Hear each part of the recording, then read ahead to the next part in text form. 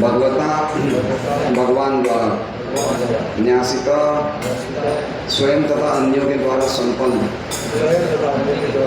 गुरु भारी भरा बोझ सती ऐसा करने पर श्रीमद भी सर्व कल्याणकारी द्वारा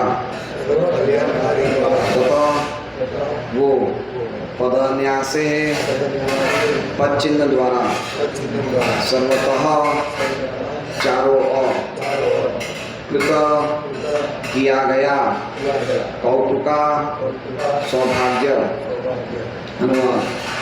निश्चय ही पृथ्वी का बोझ भगवान द्वारा तथा अन्य द्वारा भी कम किया गया था। जब वे अवतार के रूप में विद्यमान थे तो उनके शुभ पद चिन्हों द्वारा समस्त कल्याण संपन्न होता था। श्लोक संख्या 27। शोचत्यश्रु कला साध्वी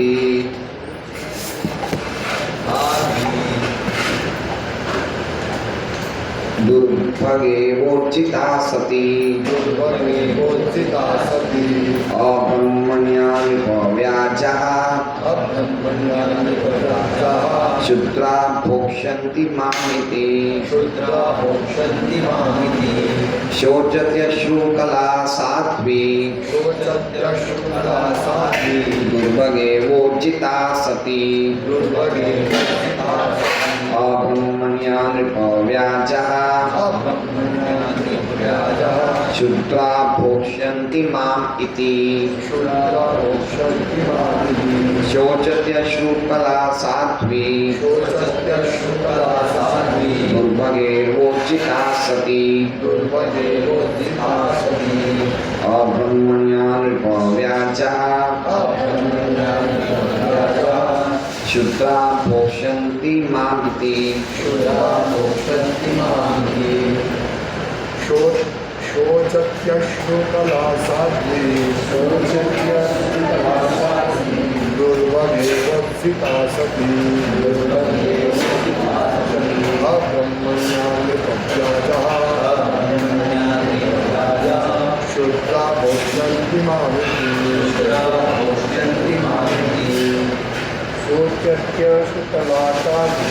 शोचत्यश्रु कला साध्वी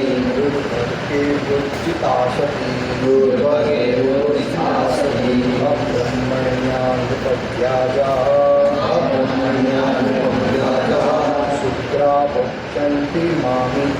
शूद्रा भोक्ष्यन्ति मामिति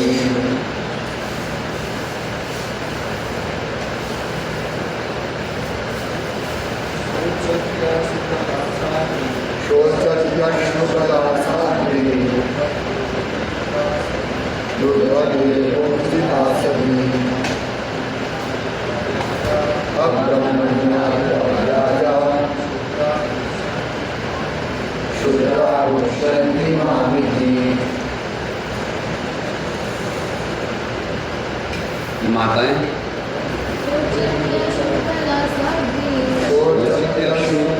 साध्वी दुर्भगे वोचिता सती अब्रह्मण्या व्याजा शूद्रा भोक्ष्यन्ति मामिति। शोचती शोक करती है अश्रु कला आंखों में अश्रु भर साध्वी सती दुर्भगा अत्यंत अभागी इव सदृश उच्चिता त्यक्ता सती ऐसा किए जाने पर अब्रह्मण्या ब्राह्मण संस्कृति से विहीन नृपव्याजा शासक के बहाने शूद्र निम्न जाति भोक्ष्यन्ति भोग करेंगे मां मुझको इति इस प्रकार। अब ये अनुवाद तात्पर्य द्वारा श्री प्रभुपाद अब ये सती दुर्भाग्यवश भगवान द्वारा परित्यक्त होने के कारण अपने नेत्रों में अश्रु भरकर अपने भविष्य भाग्य के लिए शोक कर रही है, क्योंकि अब वो शासक के जैसा स्वांग करने वाले निम्न जाति के पुरुषों द्वारा शासित तथा भोग्य है। तात्पर्य: क्षत्रिय अर्थात पीड़ितों की रक्षा करने के लिए प्रशिक्षित व्यक्ति राज्य के शासन के निमित्त होता है। अप्रशिक्षित अथवा पीड़ितों की रक्षा करने की इच्छा से रहित निम्न वर्ग के लोगों को प्रशासक के आसन पर नहीं बैठाया जा सकता। दुर्भाग्यवश कलयुग में निम्न वर्ग के लोग प्रशिक्षण के बिना ही जनमत वोटों के बल पर शासक का पद ग्रहण किए हुए हैं, और ऐसे लोग पीड़ितों की रक्षा करने के बजाय ऐसी स्थिति उत्पन्न करते हैं जो समूह में असह्य होती है। ऐसे लोग जनता के सारे सुखों की परवाह न करके अपनी ही तृप्ति करते हैं, और इस तरह सती धरती माता अपने पुत्रों की मनुष्य तथा पशुओं दोनों की दयनीय दशा देखकर प्रलाप करती है। कलयुग में संसार का भविष्य ऐसा ही होगा, और तब अधर्म का बोलबाला होगा। अधार्मिक प्रवृत्तियां का दमन करने के लिए उपयुक्त राजा न होने पर लोगों को श्रीमद् भागवत की शिक्षाओं से विधि पूर्वक ज्ञात बनाकर अत्याचार, घूस, चोर बाजारी इत्यादि के मलिन वातावरण को निर्मल बनाया जा सकेगा। शोचत यशुकला साध्वी दुर्भगे मोचिता सती अब्रह्मण्या विभाव्याजः शूद्रा भोक्ष्यन्ति मामिति। अब ये सती दुर्भाग्यवश भगवान द्वारा परित्यक्त होने के कारण अपने नेत्रों में अश्रु भरकर अपने भविष्य भाग के लिए शोक कर रही है, क्योंकि अब वो शासक के जैसा स्वांग करने वाले निम्न जाति के पुरुषों द्वारा शासित तथा भोग्य है। ओम अज्ञानतिमिरान्धस्य ज्ञानाञ्जनशलाकया चक्षुरुन्मिलितं येन तस्मै श्रीगुरवे नमः। श्रीचैतन्यमनोभीष्टं स्थापितं येन भूतले स्वयं रूपकदा मह्यं ददाति स्वपदान्तिकं। वन्देऽहं श्रीगुरो श्रीयुतपदकमलं श्रीगुरून् वैष्णवांश्च श्रीरूपं सग्रजातं सहगणरघुनाथान्वितं तं सजीवं साद्वैतं सावधूतं परिजनसहितं कृष्णचैतन्यदेवं श्रीराधाकृष्णपादान् सहगणललिता श्रीविशाखान्वितांश्च। हरे कृष्णा कृष्णा कृष्णा हरे हरे, हरे राम राम राम हरे हरे। तो जैसा कि महाराज का क्या नाम था, वो आए थे कविचंद्र स्वामी महाराज ने कहा था कि बहुत ही इंटरेस्टिंग 2 अध्याय हैं इस स्कंद में। एक तो ये 17वां अध्याय और एक वो अश्वत्थामा का पे जो दंड देने का वो अध्याय था, वो अध्याय। तो वास्तव में ये अध्याय बहुत ज़्यादा इंटरेस्टिंग है, और इसमें अगर हम ध्यान से पढ़ेंगे तो हम कितनी सारी चीज़ों को जानेंगे। तो ये श्लोक कौन बोल रहे हैं? ये श्लोक कौन बोल रहे हैं? शुभ विलास प्रभु हैं जी? सूत गोस्वामी बोल रहे हैं श्लोक। आप बताइए गोपेश्वर प्रभु, ये श्लोक कौन बोल रहे हैं? परीक्षित महाराज बोल रहे हैं ये श्लोक, ठीक है। तो परीक्षित महाराज सबसे पहले, जब मैंने पिछली बार क्लास ली थी तो सबसे पहले उन्होंने, परीक्षित महाराज ने क्या किया था? बैल को उन्होंने आइडेंटिफाई कर दिया था कि ये तुम साक्षात धर्म हो, है ना, तुम धर्म की बातें कर रहे हो, तुम साक्षात धर्म हो। और उसके बाद फिर परीक्षित महाराज बताते हैं कि धर्म के 4 पैर होते हैं। वो सब पढ़ा होगा आप लोग, तो रोज़ क्लास चालू रहती है। धर्म के 4 पैर कौन से हैं माता जी, आप बताएंगे? बताइए, है जी?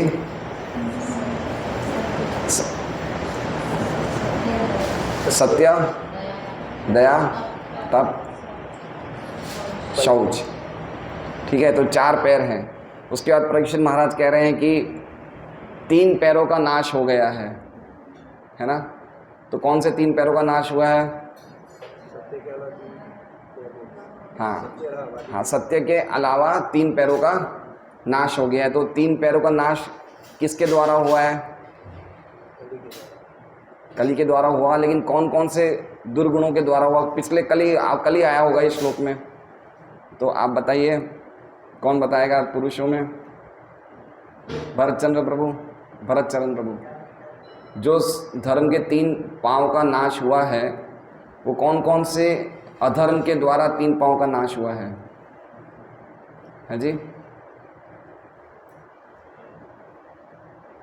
दम्भ से तप का, नशा से दया का, और स्त्री संग से पवित्र। हाँ, स्त्री संग से आसक्ति, स्त्री आसक्ति से शौच का, और नशे से दया का, और गर्व से किसका? तपस्या का। ठीक है, तो ये कैसे समझना चाहिए कि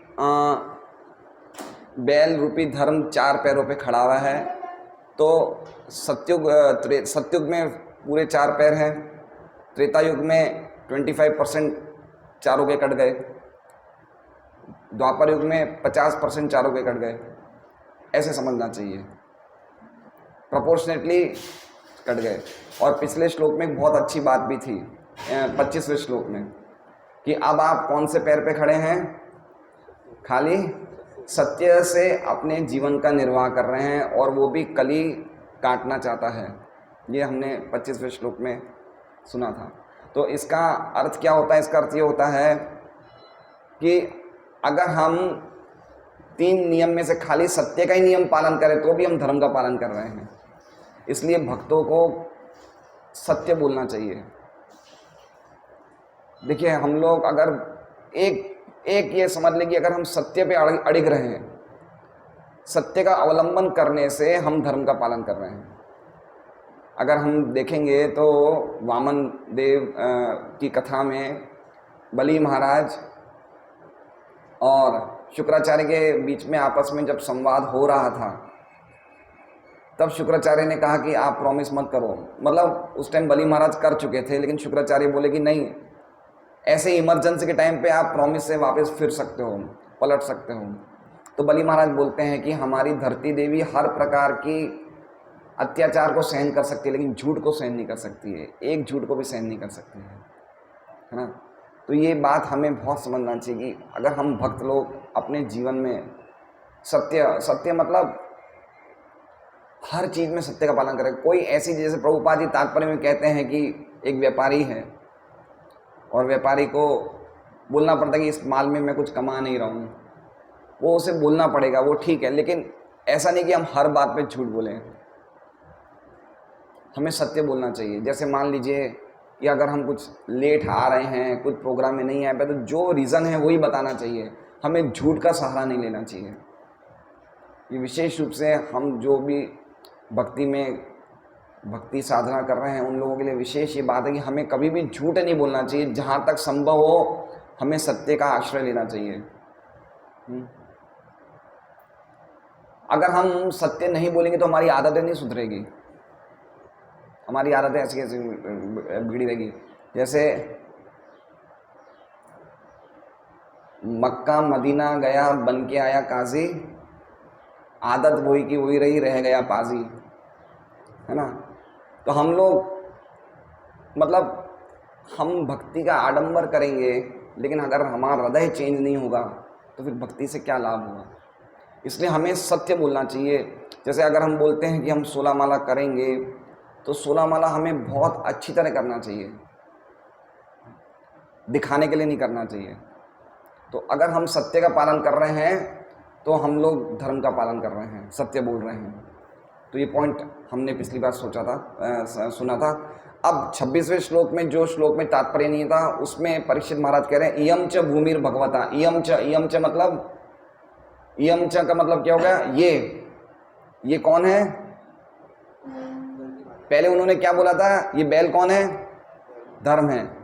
अब ये कौन है? मतलब गाय। इयम च मतलब गाय। अब परीक्षित महाराज ने गाय को भी पहचान लिया कि ये गाय कौन है? इयम च भूमि। ये कौन है? ये साक्षात भूमि देवी है। अब गाय ने भी नहीं बोला कि मैं भूमि हूँ, ना ही बैल ने बोला था कि मैं धर्म हूँ, ना ही गाय बोल रही कि मैं भूमि हूँ, लेकिन परीक्षित महाराज ने पहचान लिया, है ना, कि यही वो इयम च भूमि भगवता न्यासितोरु भरासति, और ये भगवान के चरणों कमल द्वारा ये सुशोभित है सुशोभित है, और हर एक प्रकार से भूमि देवी का मंगल हो रहा है। ये 26वें श्लोक पे बिना तात्पर्य के श्लोक में हमने ये समझा कि निश्चय पृथ्वी का बोझ भगवान द्वारा तथा अन्य द्वारा भी कम किया गया था जब वे अवतार के रूप में विद्यमान थे। तो उनके शुभ पद चिन्हों, तो पद चिन्ह का मतलब पद न्यासे मतलब पद चिन्हों द्वारा समस्त कल्याण संपन्न हो रहा था। किसका हो रहा था कल्याण? किसका कल्याण हो रहा था? पृथ्वी का, यानी कि भूमि का, यानी कि गौ माता का, गाय को भूमि है वो। अब ये श्लोक हम पढ़ रहे हैं, शोचती अश्रु कला साध्वी। शोचती मतलब शोक कर रही है। कैसे शोक कर रही है? अश्रु कला मतलब आंसुओं को निकाल के शोक कर रही है। साध्वी मतलब कौन शोक कर रही है? ये भूमि देवी आंखों से आंसू निकाल के शोक कर रही है। क्यों शोक कर रही है? दुर्भगे वो जिता सती, दुर्भगी, ये दुर्भाग्यशाली हो गई है। क्यों दुर्भाग्यशाली हो गई है? क्योंकि उज्जिता सती। अब ये जो सती शब्द है इसका मतलब हो गया है कारण। ये जो सती है ना, देखिए दूसरा शब्द सती, ऐसा किए जाने पर, कैसा किए जाने पर? उज्जिता। उज्जिता मतलब एक उज्जिता शब्द हमने पहले भी पढ़ा था, बताइए कहाँ पढ़ा था? भागवतम 1.1.2। हाँ, धर्म प्रोज्जित। प्रोज्जित मतलब जो भी चीटिंग केतव धर्म है, उज्जित मतलब केतव धर्म है, उसको पूरी तरह से कंप्लीटली भागवत में से निकाल दिया गया है। तो उसी तरह से निकाल दिया, तो उज्जिता का मतलब परित्यक्त, भगवान ने छोड़ दिया। किसको छोड़ दिया भगवान ने? भगवान ने किसको छोड़ दिया? भूमि को। तो भूमि को भगवान ने छोड़ दिया, इसलिए क्या हो रही है? भूमि रो रही है, अश्रु कला से रो रही है, अत्यंत दुर्भाग्यशाली हो गई है। तो पहला लाइन हम समझ गए, क्या है पहला लाइन का मतलब? शोचती अश्रु कला साध्वी, तो क्या? दुर्भगे उज्जिता सती। भगवान ने भूमि को त्याग करने के कारण साध्वी मतलब भूमि देवी शोक कर रही है। कैसे शोक कर रही है? आंसू निकाल के शोक कर रही है। समझ गए पहला लाइन। अब दूसरा, अब्रह्मणीय नृपा व्याजा। अब्रह्मणीय मतलब, अब्रह्मणीय का अर्थ मतलब होता है कि जो व्यक्ति ब्राह्मण संस्कृति का ना तो पालन करते हैं और ना ही ब्राह्मण संस्कृति का आदर करते हैं। कौन है ये? नृपो व्याजा। नृपो मतलब राजा, क्षत्रिय, और व्याजा मतलब स्वांग कर रहे हैं, नाटक कर रहे हैं, बहाना कर रहे हैं, बता रहे हैं कि मैं राजा हूं, लेकिन वो राजा नहीं है। तो नृपा व्याजा मतलब शासक बनने का वो स्वांग कर रहे हैं, दिखावा कर रहे हैं, लेकिन उनमें शासक के कोई गुण नहीं है, राजा के गुण नहीं हैं।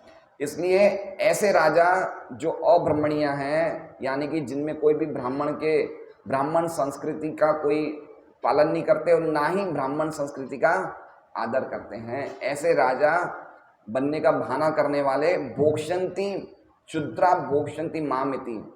शुद्रा मतलब, शुद्रा का अर्थ क्या हो गया? कोई भी आदर सम्मान नहीं है ना। अभी अगर कोई ऐसा व्यक्ति बोलता है, अगर व्यक्ति ऐसा बोले कि मैं पूरे जीवन भर ब्राह्मण धर्म का पालन करूंगा और भागवत का पठन करके या भक्ति करके ही मैं प्रचार करूंगा और जीवन निर्वाह करूंगा, तो क्या बीजेपी गवर्नमेंट उसको दक्षिणा देगी? देगी? नहीं देगी ना। कोई अगर ऐसा बोलता है कि मैं नौकरी वोकरी नहीं करूंगा, मैं खाली भागवत प्रचार करूंगा और मुझे पगार नहीं चाहिए लेकिन कुछ दक्षिणा तो आप दे सकते हैं, तो देगी कोई सरकार? नहीं देगी ना। लेकिन अगर सरकार को ये पता चल जाएगी इस व्यक्ति को कोविड है, तो कोविड किट देगी फ्री में? वो देगी। देखिए, नरेंद्र मोदी के प्रति थोड़ी बहुत सहानुभूति क्यों है?